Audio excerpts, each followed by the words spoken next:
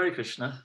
My name is Vraj Vihari Dasa, and the GBC Strategic Planning Team has asked me to speak a little bit about Kartik. I was fortunate enough to be able to celebrate the Kartik festival in Vrindavan for over 20 years.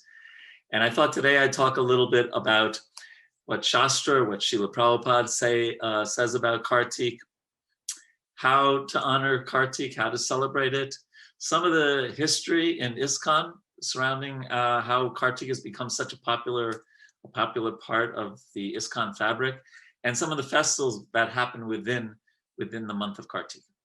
So let's begin a little bit by what Srila Prabhupada said in the Nectar of Devotion and some of his letters. So Nectar of Devotion, he writes, one of the most important of these ceremonial functions is called Urja Brata.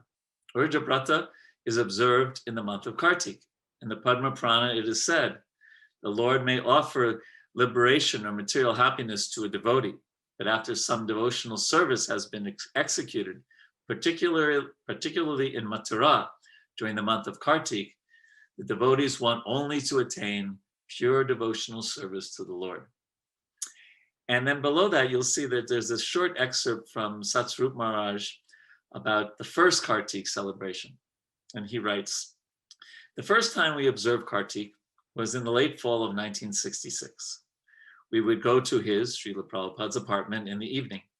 It was exciting to light a birthday candle, let the wax drop onto the coffee table, and then stick the candle into the hot wax. Swamiji, why are we doing this? To increase your devotion, he said. That explained it perfectly.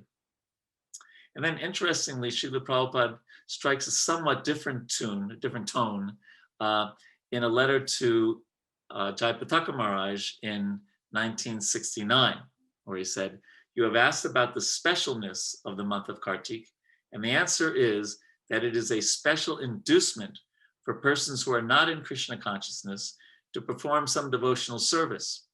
For persons who are doing nothing in Krishna consciousness, it is an indirect inducement to take to devotional service in earnest seriousness. In this connection, there is a good example that sometimes a store gives a special concession to attract new customers. But for those who are already customers, there is no need of a special sale. They will purchase at any cost if they know the important value of the goods. Similarly, those who are pure devotees do not aspire for any concession, and out of spontaneous love try to engage themselves in devotional service 24 hours a day, 365 days every year without any stoppage. So in that last letter to Jayapataka Maharaj, Prabhupada is, of course, he's not putting down the month of Kartik, but just saying he's giving it somewhat less importance than he was, for example, in the Nectar of Devotion. So for me, when I see Srila Prabhupada saying different things at different times, pretty much on any topic, I conclude that it's a detail, not a principle. In the 6th chapter of the Nectar of Devotion, right in the beginning of that chapter, Srila Prabhupada talks about the difference between principles and details, and talks about how, the principles are things that can never change, details are things that can be adjusted according to time, place, and circumstance. So practicing Kartik, my understanding is that it's a detail, but details can be very important. And so this is a very important detail, one that our previous acharyas have celebrated and set aside time in Kartik for increasing their bhakti. And also our own Srila Prabhupada in 1972, he performed the Urja Brata, the Kartik Brat in Vrindavan, and gave those wonderful Nectar of Devotion classes that many of us have heard and are so indebted to the fact that they were recorded so nicely that we can listen to them even today. So let's talk a little bit about how to celebrate, how to practice, increase our bhakti during the month of Kartik. Well, I think the simplest way that we all know is to increase our hearing and chanting. Devotees like His Grace Vaisheshika Prabhu and His Holiness Keshava Bharati Maharaj, they generally come together. I don't know about this year with COVID, but generally come together in Kartik at Govardhan, and they spend 6-7 hours a day reading from Srila Prabhupada's books. Other devotees, they increase their rounds. They chant 25 rounds a day, 9 extra rounds, 32 rounds a day, 64 rounds a day, and some even more than that. And my experience with increasing rounds, I found a little, I don't know if you call it a trick, but a little way to increase my rounds with less anxiety. I remember one year in Vrindavan, I vowed to chant 25 rounds a day or 9 extra rounds a day. And I found that sometimes, because I had a very busy service at that time, it would be 10 o'clock at night and I'd still have 6, 7, 8, sometimes 9 rounds left to chant. And so I'd be just trying to get them done and be in a lot of anxiety and take rest really, really late. So I came up with the idea that 9 rounds times, if Kartik is 28 days, that's 252 rounds.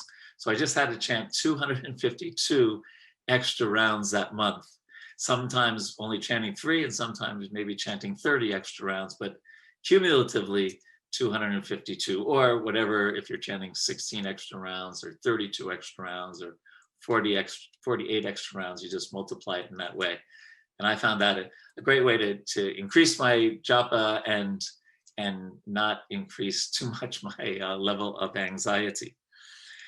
Other devotees, they perform some kinds of extra austerities.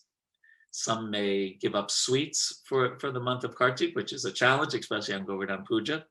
Some may take less meals, maybe eat once a day. The first time I really practiced the Kartik Vrat was 1987. And my roommate that year was eating 1 plantain and a small cup of milk every day. And that was it for the month of Kartik. So he was a real kind of tapasvi kind of person who performed austerity easily.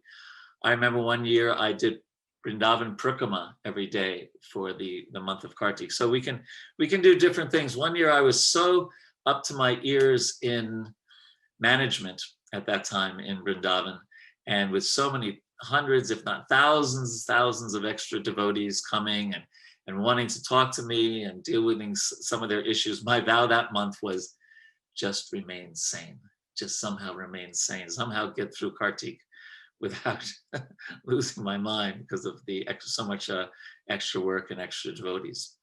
And one devotee took a very interesting vow. He vowed to not criticize any Vaishnava for a month. And he told me that he found that surprisingly difficult to do. As far as the history in ISKCON, my first Kartik was 1977. And I do remember the basic way that we celebrate Kartik. We offer a ghee lamp, usually in the evening, and chant the Damodarastakam prayers. And so I did that, but I didn't know anything about what Kartik was about, and I probably hadn't read the Nectar of Devotion, or it hadn't really clicked, that passage that we read earlier. And for subsequent years, I was mainly on traveling sankirtan for the next 12 years. And I don't even know if we chanted the Damodarastakam or offered ghee lamps when we were traveling. For us, the only mantra was the Hare Krishna mantra and sankirtan, like that. But then I went to Vrindavan in 1987, and I would say 1987 was the real shifting point in our movement in terms of now making Kartik a real special celebratory month in ISKCON. Some pockets of devotees understood its significance earlier, but in 1987, 2 things happened. 1987 was the first year of the Vrindavan Institute for Higher Education, and it was also the first year of the Braj Mandala Parikrama. And in subsequent years, the Vrindavan Institute for Higher Education had many of the most senior and most well-known teachers in our movement teaching during Kartiks. Then many devotees came to hear from them, and of course, the Braj Mandala Parikrama started just increasing every year, more and more devotees, and gradually Vrindavan became a place where just thousands of devotees would flock to during Kartik. And then prominent spiritual masters would have parikramas during Kartik, sometimes with 5, 6, or 7,000 devotees on parikrama. So then it just, practically speaking, the Krishna Balaram Mandir became too small for the celebration in Kartik. So 1987, I would say, was a pivotal year in terms of our understanding of the significance of Kartik in ISKCON. As for the festivities, well, after, of course, the Purnima, which is was a festival celebrating the Rasa dance, then we have Narottama Das Thakur's disappearance day. After that, Bahulastami, and the appearance day of Radhakund, where sometimes devotees would go at midnight and take bath in Radhakund, or at least many Brijbasis would do so. Then there's Diwali, and there's the wonderful festival of Govardhan Puja. And then there's the bittersweet festival of His Divine Grace A.C. Bhaktivedanta Swami Srila Prabhupada's disappearance day. There's Gopastami, and then many devotees do special brats for the last 5 days of Bhishma Panchaka. So it's a joyous time for doing extra service, for increasing our hearing and chanting, for increasing our bhakti, while considering that letter to His Holiness Jayapataka Maharaj from Srila Prabhupada, to not neglect our basic duties in Krishna consciousness and our ongoing seva that we do throughout the year. So I wish you all the best for a joyous and spiritually enlivening month of Kartik. Hare Krishna.